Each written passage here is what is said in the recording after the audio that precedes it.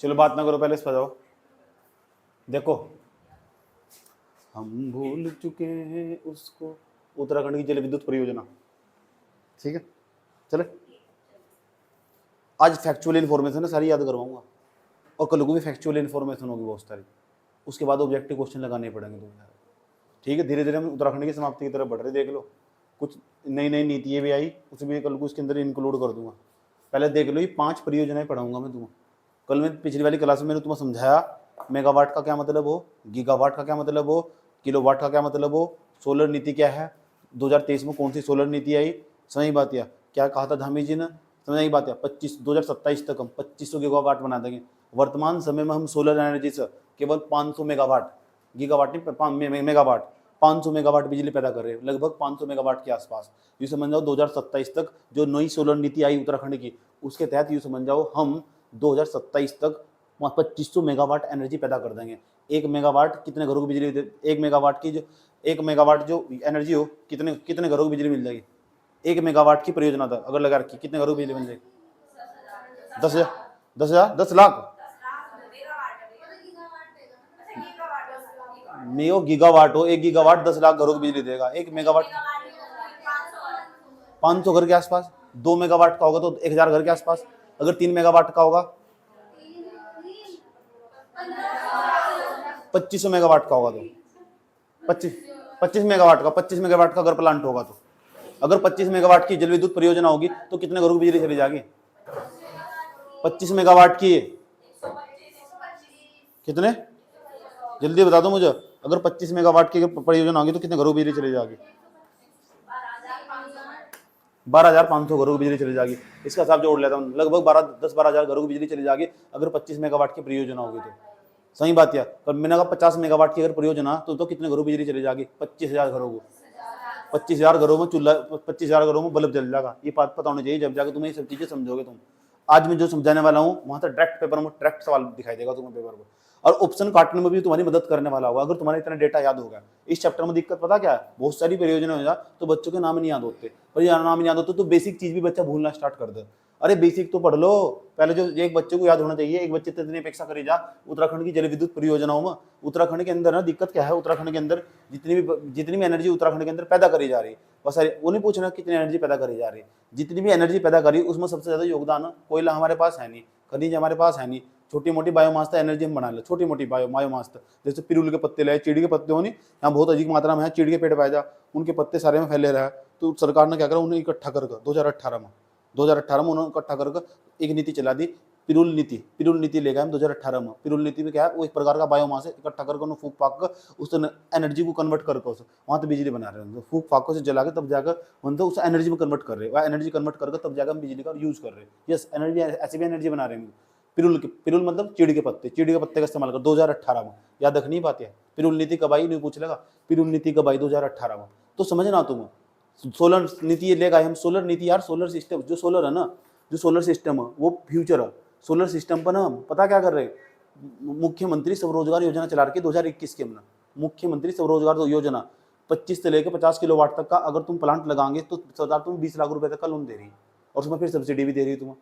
मुख्यमंत्री स्वरोजगार योजना चला रखी है हमने 2021 में। याद रखना मैं क्या बोल रहा हूँ, इंपोर्टेंट जो मैं बोला 2021 में चलाई। यस, तो ये भी पेपर में आगा, मुख्यमंत्री स्वरोजगार योजना 2021 में चलाई थी। उसके तहत हम क्या कर रहे हैं, सोलर पावर कह रहा है ये भारत के उत्तराखंड के युवाओं को। यार उत्तराखंड के युवाओं तुम एक काम करो, हमारे पास आओ।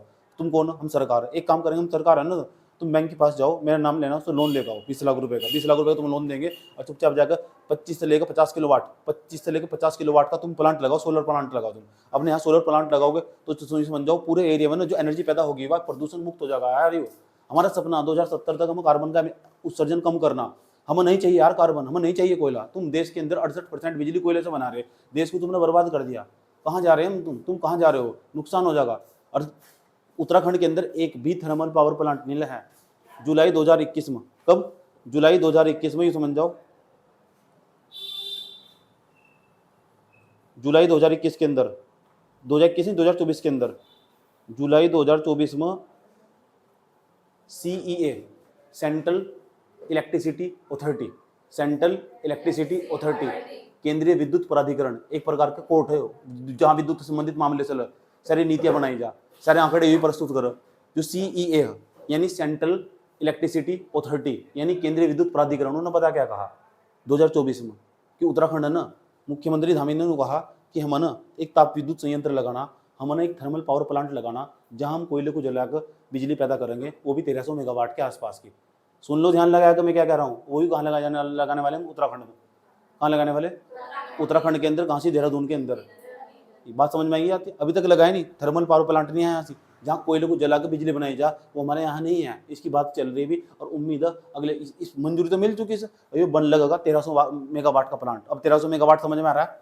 1300 मेगावाट, 100 मेगावाट का जो प्लांट होगा ना, समझ लो 1 लाख घरों में बिजली पहुंचा देगा।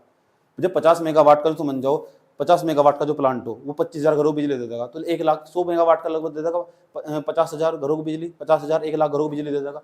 जैसे जैसे मैं मेगावाट बढ़ाऊंगा ना, मेगावाट बढ़ाऊंगा, तो समझ जाओ ज्यादा घरों में बिजली जाएगी। ये बात पता होनी चाहिए, कॉमन सेंस। पिछली क्लास में भी समझाया तुम्हें, देखो कितने सारे फैक्ट मैंने तुम्हें बिना बताया यहाँ क्लियर कर दिए। मैंने क्या कहा? अभी मैं सोलर नीति की बात कर रहा था। हाँ सर, सोलर नीति की बात कर रहे थे आप। देश के अंदर, पूरे देश के अंदर जो टोटल एनर्जी बनाई जा रही है, टोटल एनर्जी कितनी बनाई जा रही? 483 गीगावाट। कल पढ़ाई थी मैंने बात तुम्हें, 483 गीगावाट पूरी टोटल एनर्जी बनाई जा रही है। 483 गीगावाट मतलब यूं समझ जाओ, जो सोलर एनर्जी, जो हमारी नवीकरणीय ऊर्जा स्रोतों जो एनर्जी बनाई जा रही है, वो नवीकरणीय ऊर्जा के जो स्रोतों वहां जो एनर्जी बनाई जा रही है, वह पता कितनी? 210 के आसपास। यह बात कल बताई थी तुम। अब आ जाओ उत्तराखंड में, बात चल रही उत्तराखंड की। यहाँ से उत्तराखंड में जितनी भी एनर्जी बनाई जा रही है ना, उसमें सबसे ज्यादा योगदान पानी को रोक का नदी आ रही थी, क्योंकि यहाँ उत्तराखंड में है ही नहीं कुछ। नदियाँ आई थी, रास्ते में आई थी। बड़ा खबड़ इलाका, कैसे बनाएंगे? खनिज यहाँ नहीं है, बायोमास यहाँ नहीं है, कोयला यहाँ नहीं है, और अन्य प्रकार के ऊर्जा स्रोत यहाँ नहीं है, तो बिजली बनाएंगे कैसे? बनाएंगे कैसे चलाएंगे? तो इन्होंने क्या करा, नदियों को लाए, रोक का बीच में, रोकने के बाद वहाँ बांध बनाया, बांध बनाने के बाद नीचे टरबाइन लगाया, टरबाइन को गहराई में लगाया, उसे घुमाया, बिजली तैयार कर दी। छोटी परियोजना में है, बड़ी परियोजना भी है।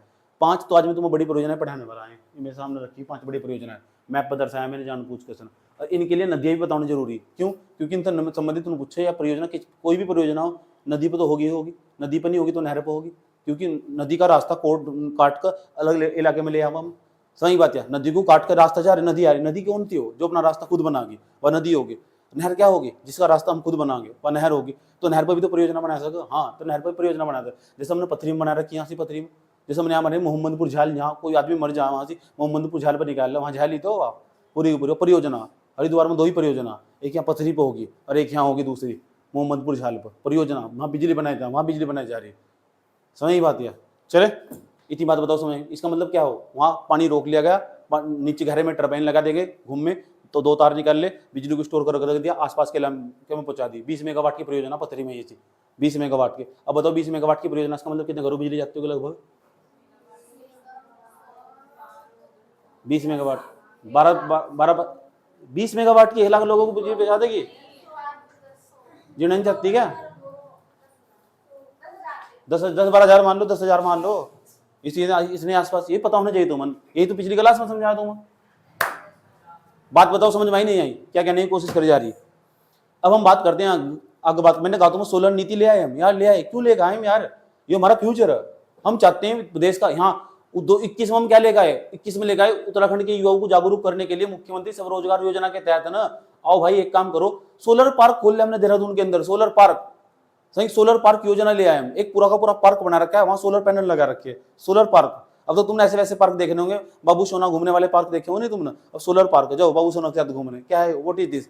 तुम्हारे बेबी बाबू कहेंगे क्या है? What is this? अरे सोलर पार्क है, सही, सोलर पार्क। क्या देखो यहाँ देखो, सोलर उठाए देखो सोलर पार्क। चले, चलो चलो चलो चलो चलो चलो।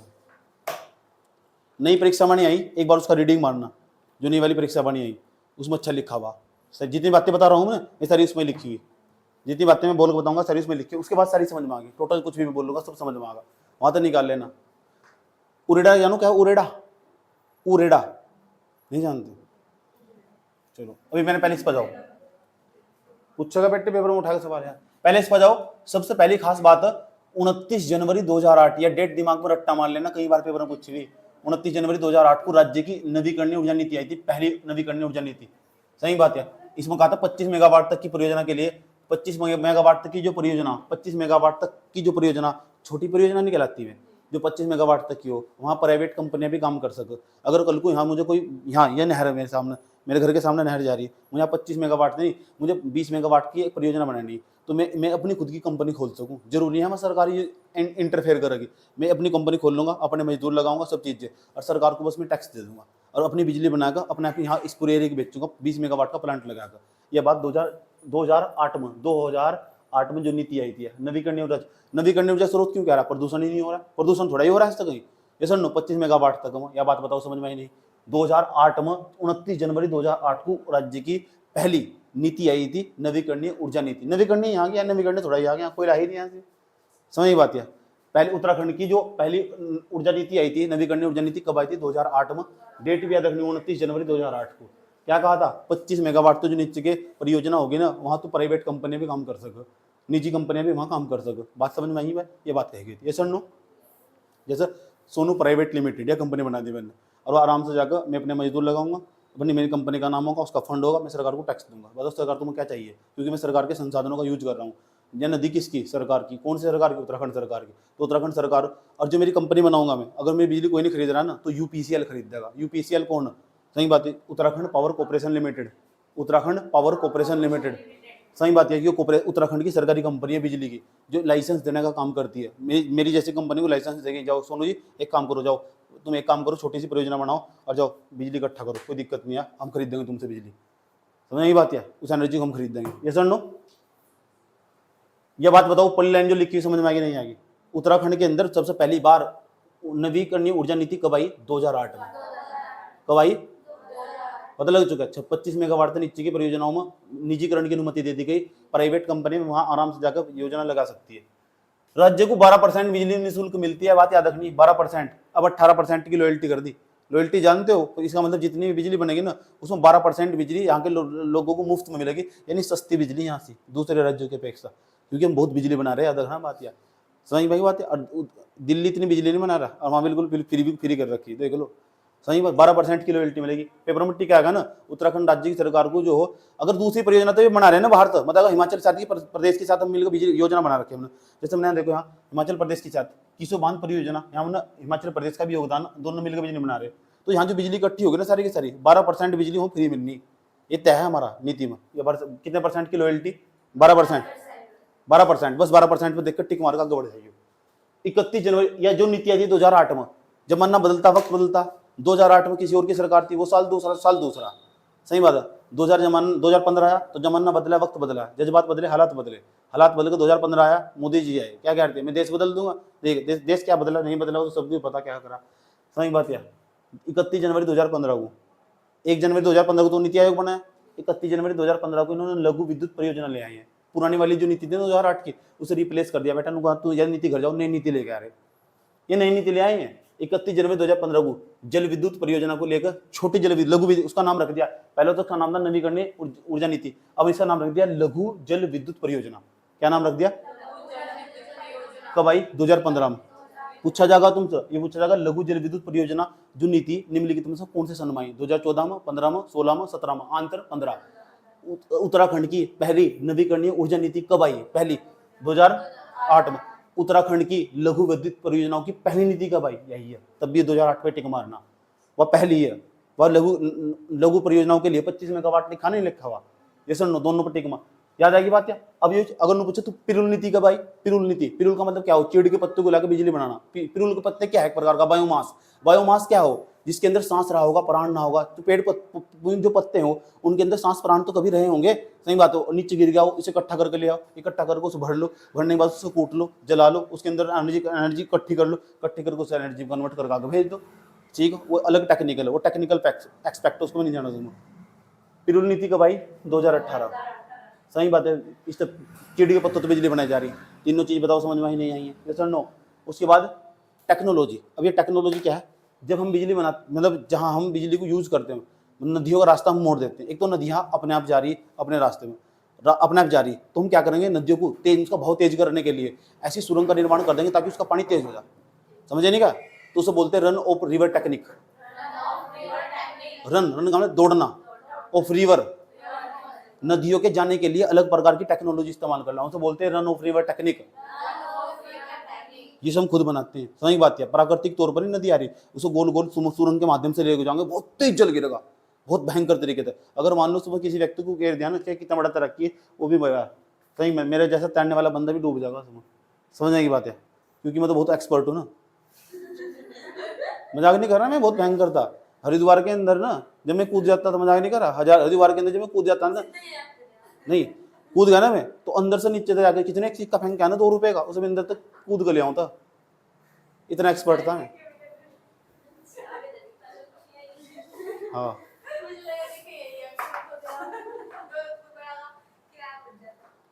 हाँ, नहीं हम तो बहुत एक्सपर्ट थे ना, बात मत करो, ठीक। तो run of the river technique होगी।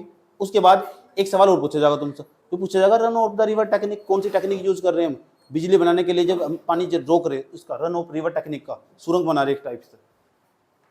उत्तराखंड जल, उसे उत्तराखंड नहीं, उत्तरांचल जल विद्युत निगम लिमिटेड, ये पूछा जाएगा। उत्तरांचल जल विद्युत निगम लिमिटेड, निगम लिमिटेड, विद्युत निगम लिमिटेड, जल विद्युत निगम लिमिटेड,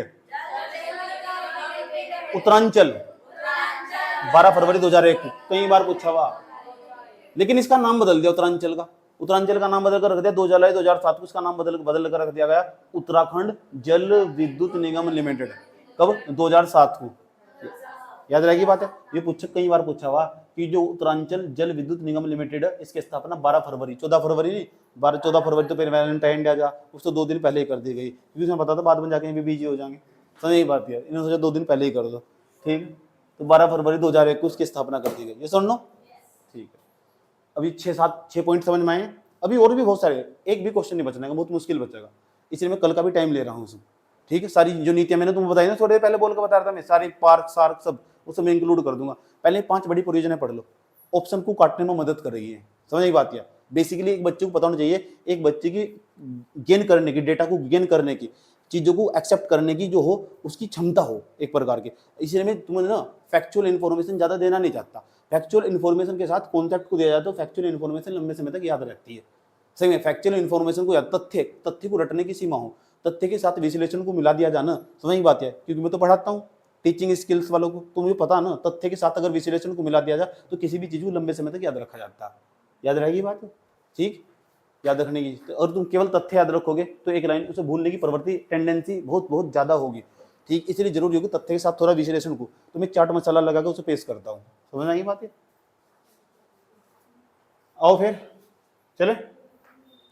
पहले नंबर पर देखो हमारे पास, ये तुम्हारा उत्तरकाशी हुआ, ये हमारा टिहरी हुआ, ये हमारा रुद्रप्रयाग हुआ, ये चमोली हुआ, ये पिथौरागढ़ हुआ, ये हमारा बागेश्वर हुआ, ये हमारा अल्मोड़ा हुआ, ये नैनीताल हुआ, उधम सिंह नगर हुआ, चंपावत हुआ, ये क्या हमारे पास पोड़ी गढ़वाल होगा हमारे पास, ये क्या है हमारे पास हरिद्वार नहीं है, देहरादून है ये हरिद्वार, ये हरिद्वार और मैं यहाँ खड़ा होकर पढ़ा रहा। तो यही बात है, ये सर नो पता लग चुका है। ये सारा रोला किसका? बिजली बनाने का, बिजली बनाने का नहीं, बिजली बनाने का, ठीक। सुनियो, सुनो सुनो सुनो सुनो सुनो सुनो, ये हमारा देहरादून, हाँ सर देहरादून। इस देहरादून के अंदर ना ध्यान से सुनना चाहिए तरीके से, देहरादून के अंदर सबसे पहली, पूरे उत्तराखंड के अंदर सबसे पहली और उत्तर भारत की सबसे पहली, उत्तर भारत की सबसे पहली, उत्तर भारत का मतलब ना तो जम्मू कश्मीर में बिजली बनी, ना हिमाचल प्रदेश में बिजली बनी, ना लद्दाख में बिजली बनी, सबसे पहले अगर उत्तर के इलाके में अगर कहीं बिजली बनी उत्तर भारत में, सबसे पूरे उत्तर भारत में सबसे पहले, पूरे उत्तर भारत में अगर कहीं बिजली बनी उत्तर भारत, उसे छोड़ दो तुम पश्चिम बंगाल वाले इलाके को 1897 में वहां से सिंधरियांग मैंने नाम बताया था, उसे छोड़ दो। अगर उत्तर भारत के इलाके में अगर कहीं सबसे पहली बार बिजली बनी, ये स्थान मंसूरी के अंदर, मंसूरी के अंदर पहले स्थान उस पानी को रोक लिया गया, और जब नदी के पानी को रोक लिया गया, रोकने के बावजूद और उस पानी तक वहाँ बिजली जो बनाई गई वह 3.5 मेगावाट की विद्युत परियोजना थी, सबसे पहली बार, इसलिए बहुत फेमस है। कई बार पूछा जाएगा तुमसे बताओ उत्तर भारत की सबसे पहली जल विद्युत परियोजना कौन सी थी। अगर पूछा जाए पूरे भारत की पूछा जा, पूरे भारत की पूछा जा, तो फिर वहाँ चले जाइए, वहाँ पश्चिम बंगाल में, पश्चिम बंगाल में बताया था मैंने, क्या नाम है, कौन, दार्जिलिंग में 1897 में बना था। समझ में आई नहीं बात ये। अगर यहाँ पूछो उत्तर भारत की तो यहाँ गलोगी, गलोनी, मेरे चेहरे पर गलो हो रहा नहीं हो रहा, बस उसके सामने घी लगाना, क्या बन जाएगा, गलोगी। देखो मेरे फेस नहीं करता जा रहा, नहीं आ रहा, 11,000 का ट्रीटमेंट चल रहा मेरे फेस का, समझ।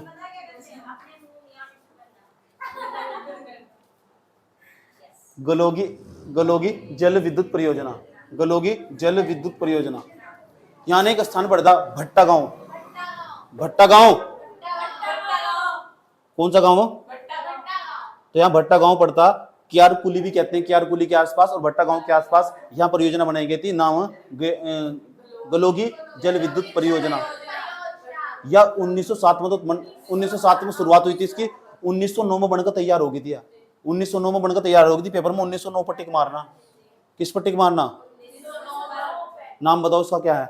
गलोगी जल विद्युत। कहाँ सी? भट्टा गांव कहाँ पड़े हो? मंसूरी, मसूरी, सही नाम है मसूरी। मैं पहले मंसूरी बोल रहा था, मसूरी नाम है उसका, मसूरी। कौन सी सूरी? ठीक। उत्तर भारत की पहली जल विद्युत परियोजना है, उत्तर भारत की ना पहली जल विद्युत परियोजना। अगर पूरे भारत की पूछे तो वहां से दार्जिलिंग के अंदर है, दार्जिलिंग के अंदर नहीं, दार्जिलिंग के अंदर। ठीक, पढ़ लो, सुधर जाओ। ये तो पहली हो चुकी, इतनी बात बताओ समझ आई। शुरुआत कब? 2000 बननी तो शुरू हुई तो 1907 में, कंप्लीट होगी 1909 में, 1909। हाँ, मान ले मिनट सुधार के तहत। इतनी बात बताओ समझ में नहीं आई। 1909 में हम क्या कर रहे थे? गुलाम थे, गुलामगिरी कर रहे थे। किसकी? अंग्रेजों की। मान ले मिनटो सुधार आता 1909 में। यस और नो? इसको ना, इसको यही छोड़ देते हैं, नाम याद करना इसका, गलोगी जल विद्युत परियोजना, भट्टा गांव, क्यारकुली। याद रखना बात है, क्यारकुली, क्यारकुली स्थान का नाम है, यहाँ लोकल स्थान का नाम है, यहाँ से जहाँ इस परियोजना को बनाया गया। पेपर में क्या सवाल पूछेगा? ये पूछेगा ये जो परियोजना कब बनाई गई थी? 1909 में। अगर 1909 नहीं होगा ना, 1907 पर टिक मार के चल जाएगा। अगर दोनों हो गए ना तो तब भी 1909 पर टिक मारना। ये सर नो? उत्तर भारत की अगर पहली परियोजना पूछे, क्या नाम है भाई? मेरे चेहरे पे क्या होता है? गलो, गलो, इसके सामने क्या लगाना की? गलोगी जल विद्युत परियोजना। ये सर नो? पहला हो चुका, चलो दूसरे नंबर पर जाओ। सबसे इंपॉर्टेंट है, सबसे ज्यादा सवाल आज तक इस तो पूछे गए। अरे बच्चों की समझ में नहीं आती क्या जुगाड़ रहे हो, इसे बहुत रट्टा मार रहे हो, उन सब कुछ नहीं समझ में आ रहा क्या हो रहा है। मेरे पास ना यार डिजिटल बोर्ड नहीं आता, तुम्हें यही फोटो दिखाता इसका सारा, या इस परियोजना का फोटो दिखाता, पहले वाले का, इसका भी पूरा फोटो दिखाता। अभी टैब में दिखा दूंगा, टैब अभी टैब में पूरा का पूरा वीडियो दिखाता, पूरा का पूरा, अगर मैं पढ़ाना होता तो यार। चलो पहले देख लो, इसे याद करवा दो पहले थोड़ा सा, इसके बाद से इसका वीडियो, ये वाली दिखा रहा है, वाली दिखा रहा है, पंच दिखाऊंगा ये, ठीक है, टैब के अंदर दिखाऊंगा, टैब के अंदर। अब देखो सुनो ध्यान लगा कर, टिहरी बांध जल विद्युत परियोजना, यूट्यूब वाला अपने फोन में देख लगा जाकर। हाँ जी, टिहरी बांध जल विद्युत परियोजना। अब टिहरी बांध जल विद्युत परियोजना, इसके बारे में समझते हैं। इसे लेकर बहुत डिस्प्यूट है, इसे लेकर हमेशा विवाद रहा। इस परियोजना के चक्कर में आंदोलन भी हो गए। इस परियोजना को इतनी, इस परियोजना के चक्कर में ना, इसके विरोध में समितियां भी बनाई गई, और समितियां भी बनाई गई। कुछ लोग तो इसके प्रति आंदोलन करते करते मर गए, आज तक भी आंदोलन कर रहे कुछ लोग, समझ गए? क्योंकि इसका नुकसान है, डेंजर जोन में बनी परियोजना। अगर ये टूटती है ना तो बेटे नुकसान बहुत होगा, और जिसका नुकसान होगा तो इंपॉर्टेंट खुद हो जाए, सारा डाटा इसी के बारे में। एक एक चीज तुम्हें याद करनी इसके बारे में, एक एक चीज सबको तमीज से पढ़ना, होश में होगा। पहले देखना कितने मेगावाट की, कब शुरू करी थी, पंडित जवाहरलाल नेहरू ने वर्क कब गए थे इसके।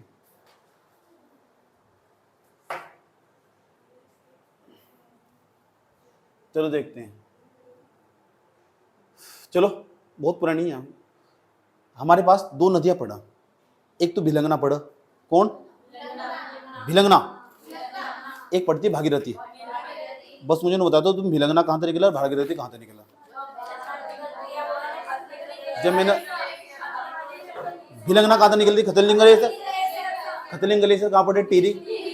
और जो भागीरथी नदी निकला गंगोत्री ग्लेशियर का, गंगोत्री ग्लेशियर पड़ेगा यहाँ से उत्तरकाशी में। और यहाँ टिहरी में कौन से? खतलिंग ग्लेशियर, खतलिंग ग्लेशियर वैसे बना दिया मैंने तुम्हारे लिए। तो कितनी कितनी नदियां होगी? दो नदियां होगी, एक तो भिलंगना होगी, एक भागीरथी होगी। उन दोनों के संगम पैक गणेश प्रयाग पड़ा, गणेश प्रयाग पूरा का पूरा पानी में डूब चुका है, पूरा पानी में तरह तरह हो चुका है, डूब चुका पूरा एरिया पानी में। गणेश प्रयाग का इलाका, कहीं पूरा एरिया का पूरा, दोनों नदियों के सामने मूड पे आएगा उनके। एक तो हमारे यहाँ, एक तो भागीरथी आ रही ऊपर, एक साइड से कौन से आ रही? भिलंगना नदी। तो भागीरथी और भिलंगना जहाँ नदी आ रही है ना, आपस में उनके संगम पर एक डैम बनाया गया, उसका नाम है टिहरी डैम। और टिहरी डैम को जो स्वीकृति मिली पूरी तरह, पूर्ण रूप से जो स्वीकृति मिली थी, योजना आयोग के द्वारा 1972 में अनुमति दे दी गई। इंदिरा गांधी की सरकार थी। इंदिरा गांधी ने कहा एक काम करो बेटा, एक काम करो, जाओ बनाओ जो बनाना तुम्हें जाकर। उसने कहा मैडम बना दो, टीडी डैम बना दो। हाँ हाँ बनाओ, मैं देखूंगी कौन रोकेगा तुम्हें, जाओ बनाओ। पूरी तरह से स्वीकृति दे दी, मैडम ने साइन कर दिए। सही बात है, जाओ बेटा कोई दिक्कत नहीं है, मैं कह रही हूँ ना, जाओ तुम। मैडम में आंदोलन कुछ नहीं, जाओ, मैं है ना, जाओ तुम बनाओ। योजना आयोग कि 5-5 साल का योजना आयोग चला था नहीं, आज के समय में क्या चला, नीति आयोग। आज के समय में नीति आयोग चलो, उस समय 5-5 साल का प्लान बना हुआ था, योजना आयोग था। योजना आयोग था ना जो, उस योजना आयोग ने अनुमति दे दी। 1972 में स्वीकृति मिल चुकी इस टिहरी डैम को। टिहरी डैम की ऊंचाई 260.5 मीटर, पूरे एशिया के अंदर सबसे पहला डैम है, सबसे अधिक ऊंचाई वाला स्थित डैम पूरे एशिया के अंदर। याद रखनी बात, देखो यहाँ एशिया का सबसे ऊंचा और दुनिया का सबसे चौथा। एशिया के अंदर 52-53 देश आ रहे, 52-53 देशों के अंदर ये समझ जाओ सबसे ऊंचा डैम है। यानी चाइना में भी ऐसा कोई डैम नहीं है, यानी रूस में भी ऐसा कोई डैम नहीं है। डैम मतलब बांध जिससे ऊंचा हो, इतनी अधिक ऊंचाई पर डैम है। इतनी अधिक ऊंचाई पर डैम बनाना चाहिए। अगर वो डैम टूट गया ना, इस पूरे एरिया में जो उसका गहराई वाला इलाका वो सारा तरह ही तरह हो जाएगा, बहुत एरिया तबाह हो सके, तो इसका नुकसान बहुत ज्यादा। अगर उस एरिया में ऊंचाई वाले एरिया पर भूकंप आया तो कहाँ होगा, तुम सब बर्बाद हो जाओगे, तुम सब जाओगे। 260 मीटर इसकी ऊंचाई है, 260.5 मीटर। कहने का क्या मतलब क्या, एशिया के अंदर सबसे बड़ा डैम, पूरी विश्व में सबसे चौथा बड़ा डैम, चौथे नंबर का। राज्य की सबसे बड़ी परियोजना है, सबसे बड़ी जल विद्युत परियोजना, सबसे बड़ी पूरे राज्य की, क्योंकि सबसे अधिक ऊंचाई पे हुई। एशिया का सबसे बड़ा ऊंचा, दुनिया का चौथा, समझ गए। एशिया का राष्ट्र, सॉरी अब रूस का राष्ट्रपति था। पहले तो हमने से बनाया 608 का, 600 मेगावाट का, सोचा कम ही बनाएंगे, ज्यादा पानी नहीं भरते इसमें, ठीक है, ज्यादा टरबाइन मिल लगाते, छोटा ही बनाएंगे, चलो 600 मेगावाट तक पता करेंगे। एक बार क्या हुआ, एक राष्ट्रपति था रूस का। कहाँ का, रूस का राष्ट्रपति था, उसको पता नहीं, उसका नाम था मिखाइल। वो घूमते घूमते यहाँ टिहरी में आ गया। सही बात, ये बात 1986 की, कब की है, 1986 की। वो घूमता घूमता यहाँ टिहरी में आएगा, उसको पता नहीं क्या दर्द हुआ, देखे तो कह रहा है यार हम ना तुम्हारे यहाँ जो टिहरी परियोजना चल रही है, हम इसमें इन्वेस्टमेंट करना चाहते हैं, निवेश लगाना चाहते हैं, पैसा लगाना चाहते हैं, हम चाहते हैं ना तुम ना इस, हम भी पैसा देंगे, तुम एक काम करो इसे बढ़ाओ परियोजना को। अच्छा बढ़ाओ, वाह पैसा मिला तो क्या दिक्कत है, चलो इसे 600 मेगावाट की दिया, 600 मेगावाट था 2400 मेगावाट की बना दी, और बढ़ा दिया। सही बात है, सारे के सारे यहाँ उत्तराखंड के जो टिहरी आंदोलन में, जो टिहरी के अंदर जो आंदोलन कर रहे हैं सारे गाली देश वगैरह आया था घूमने यहाँ, या और नाच करके चला गया। जो पर्यावरण भी दिखते ना मेरे, सही बात है, पर्यावरण के प्रति संवेदना रखे थे, चिंता रखे थे, ऐसे लोगों ने भर भर कर गालियाँ दी, भर भर कर स्टेटमेंट लिखे, भर भर कर किताबें लिखी उन्होंने। समझ आई बात है, ठीक। मिखाइल कौन था, राष्ट्रपति, कहाँ का, रूस का। कब आया, 1986 में। क्या करना है यहाँ, घूमने, फोटो फाटो खींचे, देखे ये तो बढ़िया, अपनी बीवी के साथ घूमना। बीबी ये क्या है, तो दिख नहीं रहा तो क्या है। सही बात है, ये तो टिहरी डैम है बेबी, हम ना यहाँ पे आया करेंगे, आप यहाँ पे कुछ बनाओ ना, बनाओगे घंटा बनाओ, मेरे बाप की थोड़ा ये है। समझ बात है, उसने कहा इन्वेस्टमेंट कर दो, उसने 2000 मेगावाट का और जोड़ दिया इसमें, तो 1000 मेगावाट का और 1000 मेगावाट का, 600 मेगावाट की तो बनी रही थी। कोटेश्वर बांध बन रही थी, कोटेश्वर बांध परियोजना, टिहरी बांध डैम परियोजना जिसे बोल लो, भागीरथी नदी पर। तो उसने कहा 1000 मेगावाट के 2 और बना दो, एक तो कितने हो गए, 1000, 2000 और 2000 कितने बैठेंगे, 24 से बैठेंगे, कितने बैठेंगे, 24, 400 की तो बैठेगी कोटेश्वर बांध, 400 या 400 की कोटेश्वर बांध की। बात समझ में आई, चलो एक करके सारे फैक्ट याद करवाता हूँ, कहाँ सवाल पूछते, सुन लो पहले ध्यान लगा कर। 200 दूध कितनी नदी हमारे पास, 2, एक तो हमारे पास सारी भागीरथी नदी, आया समझ, भागीरथी जाना हो ना, राजा भगीरथ जिसके चोट्टे में निकली थी भागीरथी। आगे पढ़ाऊंगा मैं, जब मैं पढ़ाने वाला हूँ ना, उत्तराखंड के 13 जिले पढ़ाने वाला हूँ मैं, इन सारी परियोजनाओं को दोबारा फिर मैं इंक्लूड कर दूंगा मैं। सही बात है, मैंने कहा 50% उत्तराखंड में मैं खत्म करके चला जाऊँ। अब बेसिकली तुक्का मारोगे ना, इतने नंबर लेगा होगा जितने दूसरा बच्चा लेगा होगा, उसमें बहुत चीजें पढ़ा दूँ, एक साथ बहुत सारी चीजें, बहुत डेटा कवर कर दूँ।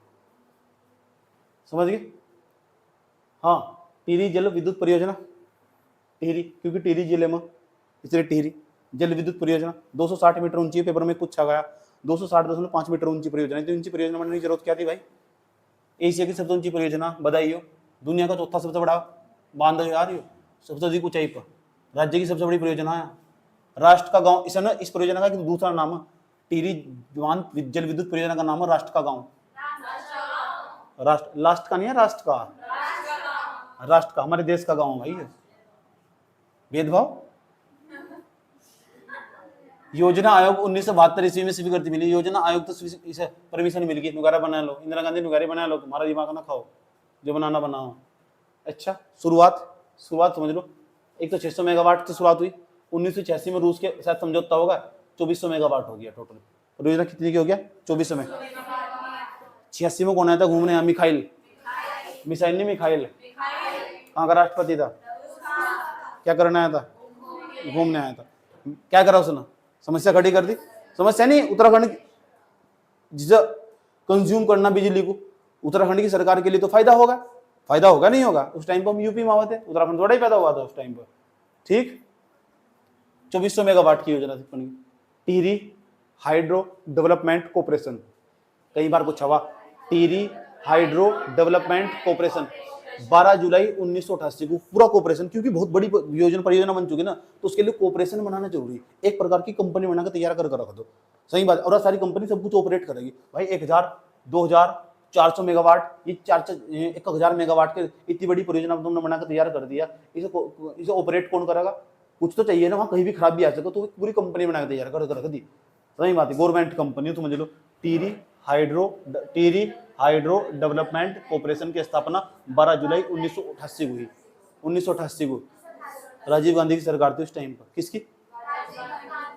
ठीक, यह परियोजना को 3 भागों में बांट सको तुम। एक तो हमारी 1000 मेगावाट की होगी, 1000 मेगावाट की 30 जुलाई 2006 को लागू हुई है, यानी ये बिजली देनी शुरू कर दी। काम देखो कब शुरू हुआ था, 2006 में आकर इसने बिजली देनी पूरी तरह शुरू कर दी। इसकी शुरुआत हो चुकी, इसका उद्घाटन पूरी तरह हो चुका, सही बात। नाम क्या है? टिहरी जल विद्युत परियोजना, टिहरी बांध जल विद्युत परियोजना, टिहरी बांध जल विद्युत परियोजना। इसे बोलते हैं टिहरी पंप स्टोरेज परियोजना या कोटेश्वर बांध परियोजना। तो इस टिहरी बांध परियोजना कितने भागों में बांट सकते? 3। 1000 मेगावाट के अलग, 1000 मेगावाट के अलग, 400 मेगावाट के अलग। जो कोटेश्वर बांध है वो कौन सी नदी पर? भागीरथ नदी पर। यार ये भागीरथ नदी कहाँ? भागीरथ नदी यार ऊपर से भागीरथ नदी पर। यस और नो? टिहरी बांध जल की धारण क्षमता कितनी? 354। ये एक पेपर में पूछा हुआ, मैं एक पेपर देख रहा था उसमें पूछा हुआ 354 मीटर की क्यूबिक प्रति मीटर, क्यूबिक मीटर। आयतन को नापा ना, आयतन को मीटर की क्यूब में नापा, इतनी बैठेगी 354 मीटर की क्यूब। याद आएगी बात? ठीक, सेंटीमीटर की क्यूब होगा, क्योंकि सेंटीमीटर की क्यूब में 1 सेंटीमीटर क्यूब में 1000 लीटर हो। पता तुम्हें 1 सेंटीमीटर क्यूब बराबर 1000 लीटर? नहीं पता होता, आयतन नहीं पता क्या हो, छोड़ दो, रट्टा मार लो 354 सेंटीमीटर की क्यूब का। नहीं तो मेरे भेजा ही खाओगे, फिर मैं पूरा आयतन समझाऊंगा, तेरे मामा नहीं समझाऊंगा। फिर टिहरी बांध डिजाइन इसने करा था जेम्स ब्रून। टिहरी बांध भी पूरा दिखा रहा हूँ, टिहरी बांध का पूरा तुम गई नहीं टिहरी बांध का? चुल्लू जानो क्या हो? अगर टिहरी बांध में नहीं डूब सकते ना तो चुल्लू में जाकर डूब के मर जाओ, और क्या होगा? और टिहरी बांध में क्या करोगे? क्यों जी रहे हो? अभी दिखा रहा हूँ, बस टैब में दिखाऊंगा, यही जिंदगी तुम्हारी। मैं तो सारे में घूम लिया, मुझे क्या लो? टिहरी बांध के भी सुन लो, टिहरी बांध के चक्कर में समझ जाओ, सबसे पहली बार अगर किसी ने आवाज उठाई ना, उसका नाम कमलेंदुमती शाह का। कमलेंदुमती शाह। इसके चक्कर में 1978 में टिहरी बांध विरोधी समिति बन चुकी। यहाँ के लोगों ने मिलकर, जो पर्यावरण के प्रति बहुत चिंता व्यक्त करने वाले लोग थे, उन्होंने मिलकर समिति बना दी। उसने कहा कौन हो तू? उसने कहा मैं तो यार टिहरी बांध सुंदरलाल बहुगुणा हूँ। उसने कहा अच्छा तू कौन है? उसने कहा मैं ये हूँ सुंदरलाल बहुगुणा। 1991 में यहाँ 76 दिन का आंदोलन भी करा, 76 डे का सुंदरलाल बहुगुणा ने। सही बात है, टिहरी बांध को लेकर वो बहुत संवेदनशील था, पता नहीं क्या प्यार था। सही बात है, याद रहेगी बात। या किसकी बात चल रही है यहाँ से? सुप्रीम कोर्ट में 1979 में ना वीरेंद्र सकलानी नाम के एक वो थे पिटिशनर, सब याचिकाकर्ता। उन्होंने याचिका भी लगाई थी टिहरी बांध परियोजना को रोक दिया जा, और रोक भी लगाई थी इसको कुछ दिनों के लिए। मैंने कहा 1991 में आकर ना सुंदरलाल बहुगुणा ने 76 दिनों का बांध को रोकने के लिए आंदोलन भी करा। बहुत काम हुआ यार यहाँ से, बहुत काम हुआ इसके। यहाँ तो बहुत सवाल पूछेगा, याद रखना बात। है चले, 1 लाख लोगों का घर बर्बाद करा इस परियोजना ने। 582 करोड़ रुपए की लागत आई इसमें। 1 लाख लोगों को घर उन्हें हाथ हटाना पड़ा जहां में रह रहे थे। पूरा गणेश प्रयाग पूरा डूब चुका था, पूरा का पूरा। वहां तो जो लोग रहा करते थे उसे हटा कर दूसरी जगह स्थापित करा गया। और जो जमीन बर्बाद हुई वो अलग टाइप की। और जो खतरा ना अभी तुम्हें क्या लग रहा है तुम सही हो, वो जोन डेंजर जोन बना हुआ। जो भूकंप का जो जोन है ना, 5वां जोन, कौन सा? मेन सेंट्रल थ्रस्ट, उस पर स्थित है। और वो ना हिस्सा डगमगाने वाला पूरा का पूरा। अगर वो डगमगाया है ना पूरा का पूरा, ये जो बेल्ट है पूरी की पूरी ये बेल्ट है ना, जो मैं उत्तराखंड पढ़ाया था मैंने। हाँ तो ये मेन सेंट्रल थ्रस्ट है ना, मेन सेंट्रल फ्रंट थ्रस्ट है, सेंट्रल थ्रस्ट है। बस इतना पता मुझे डेंजर जोन में, और डेंजर जोन में होगा ना तो ये गया। जिस दिन से नीचे प्लेटें खिसक गई ना तो टेली डैम नहीं करेगा, बीच में कड़क कड़क कड़क, और बीच में तो टूटा कड़क कड़क कड़क, और 260 सही 260 मीटर। एक ही बंदा बचेगा, पता कौन? मैं, क्योंकि मुझे पता इससे कैसे बचना। एक ही जगह जहाँ पानी नहीं आने का, उसका नाम है देहरादून का ISBT। आराम से पहुंच जाऊंगा वहीं से, ठीक है ना? नहीं, इस पूरे एरिया में काफी नीचे चले जाऊंगा। दक्षिण भारत का पूरा इलाका नहीं बच जाएगा। जैसे मुझे पता लग जाएगा टीर बैंड टूटने वाला, तो मैं क्या करूँगा, फ्लाइट बुक करके पहले भाग जाऊंगा, तमिलनाडु चल जाऊंगा।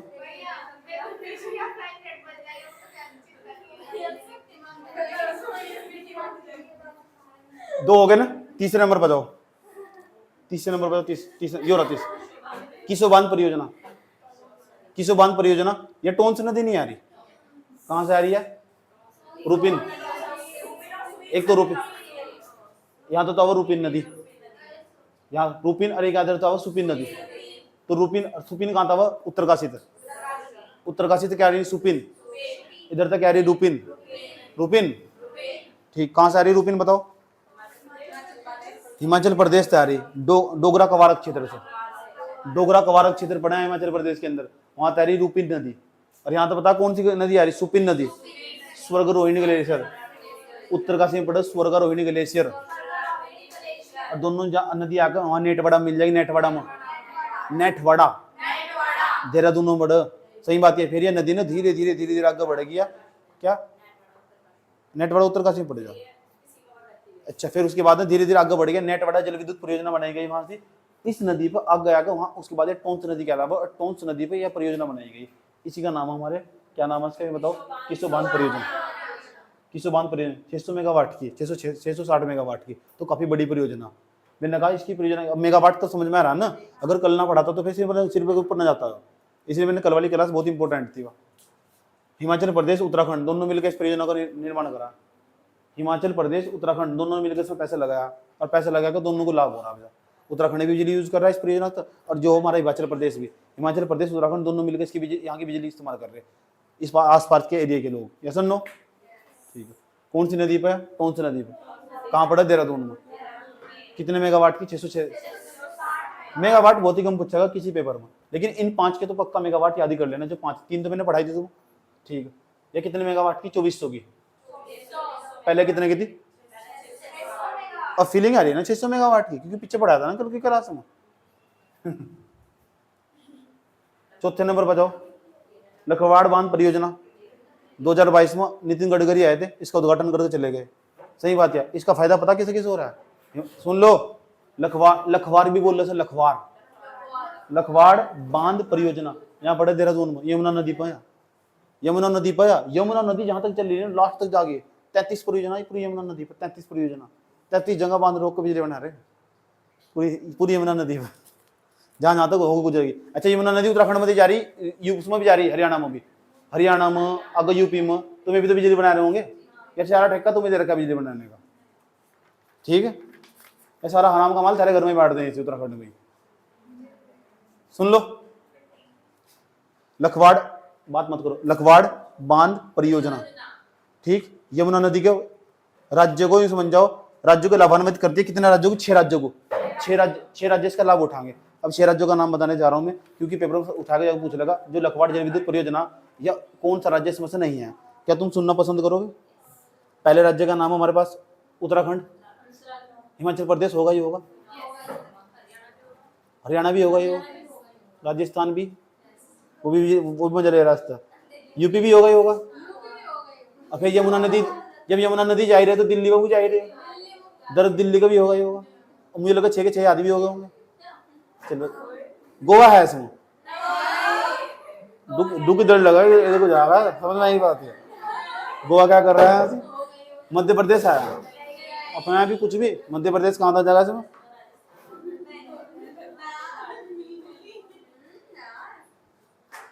उसके बाद पता क्या हुआ? इस योजना परियोजना को मंजूरी मिली 1976 में, 1976 में। जो लखवाड़ बांध परियोजना ना, इसे मंजूरी मिली 1976 में। हालांकि एक बार इस पर रोक भी लगी 1992 के आसपास जाकर। कब? वो छोड़ दो तुम, कोई बात नहीं है, 1976 याद रखना तुम। लखवाड़ बांध परियोजना 1976 में मंजूरी मिल चुकी सर। उसने दी थी लड़की नहीं, क्या नाम था उसका? एक तो नेता हुई देश के अंदर, तो अजीब अजीब काम कर रखे, ठीक से लोग जीने नहीं देते। 2008, अच्छा खास बात पता क्या है इसकी, सुनियो, जब 6 राज्यों को बिजली दे ही रही है, 6 राज्यों को इसका लाभ मिल ही रहा, तो क्यों ने सर राष्ट्रीय परियोजना घोषित कर दिया? ये कई बार पूछा हुआ, लखवाड़ बांध परियोजना को राष्ट्रीय परियोजना कब घोषित कर दिया गया? 2008 में। 2008 में हमने किसी को गंगा नदी को राष्ट्रीय नदी का दर्जा दिया था, देखो है ना। और भी कुछ 2008 में बहुत बड़े बड़े काम करे हैं ना। और बताओ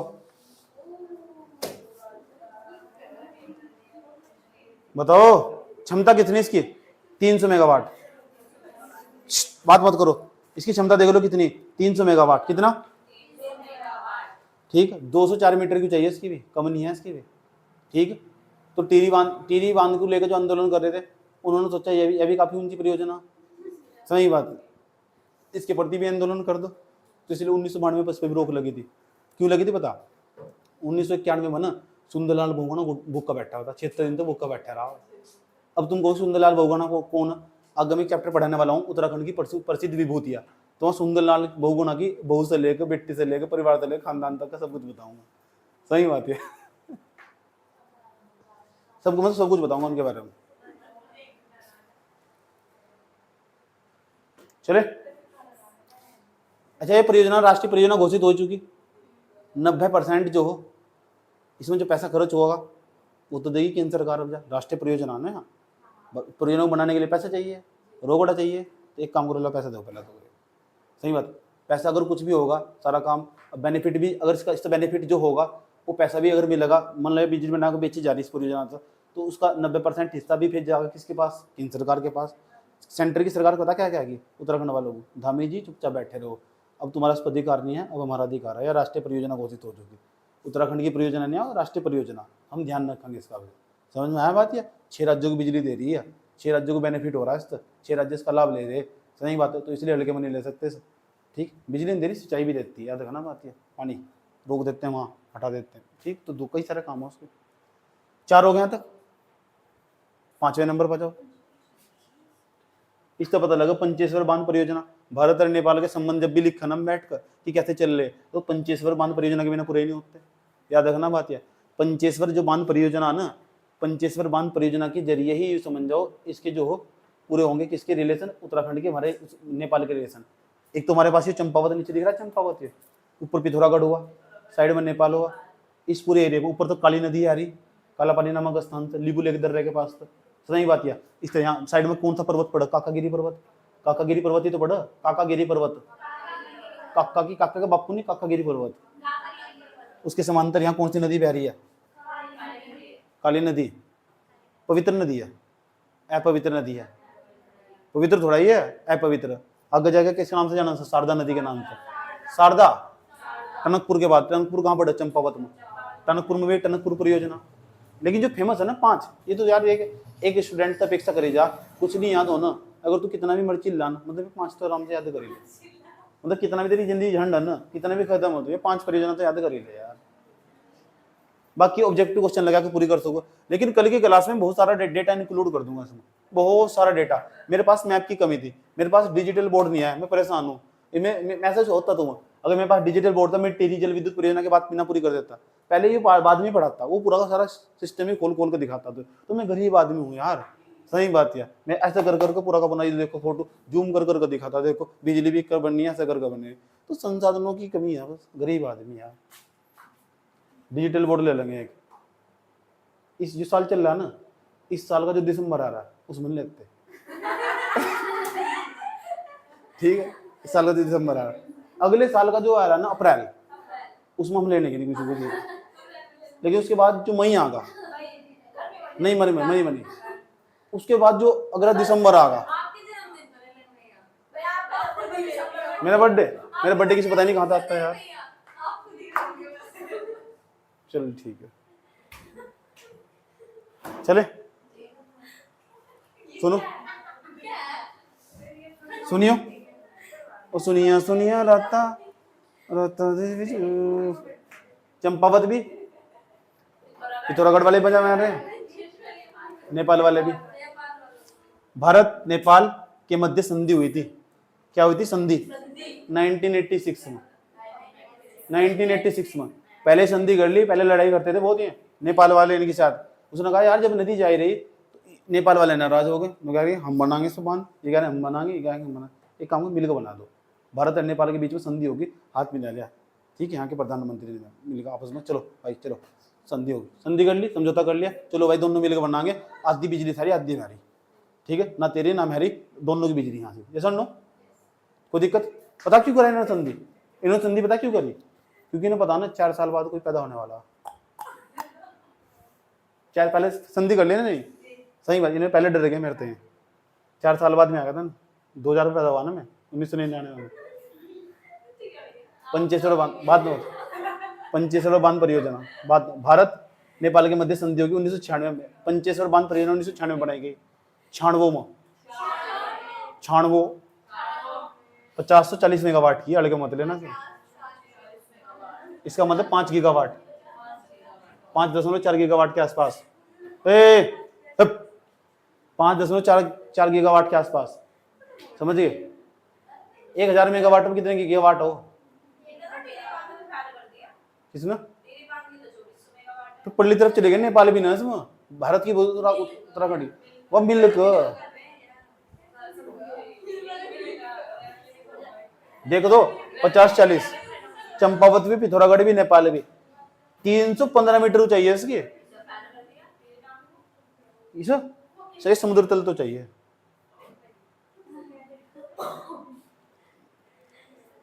सब इतनी बात बताओ, समझ में नहीं आई?